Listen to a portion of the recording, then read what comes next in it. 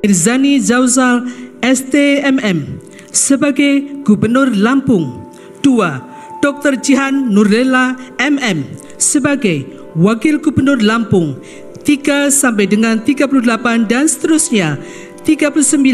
H. Abdul Wahid SPDI MSI sebagai Gubernur Riau. 40. Insinyur H. SF Haryanto MT sebagai Wakil Gubernur Riau, dan kepada masing-masing yang bersangkutan diberikan gaji pokok serta tunjangan jabatan kepala daerah dan wakil kepala daerah sesuai dengan peraturan perundang-undangan.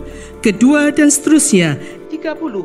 Terhitung sejak tanggal pelantikan masing-masing 1 Majen TNI Purnawirawan Saudara Gibran Rakabuming Raka, yang saya hormati Ketua MPR RI Saudara Ahmad Muzani beserta para Wakil Ketua MPR RI yang hadir,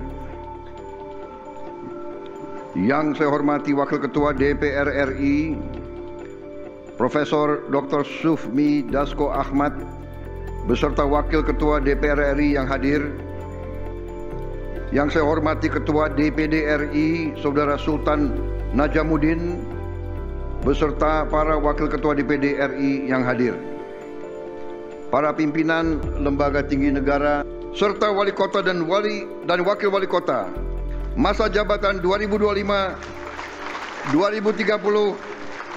dari seluruh Indonesia yang hadir.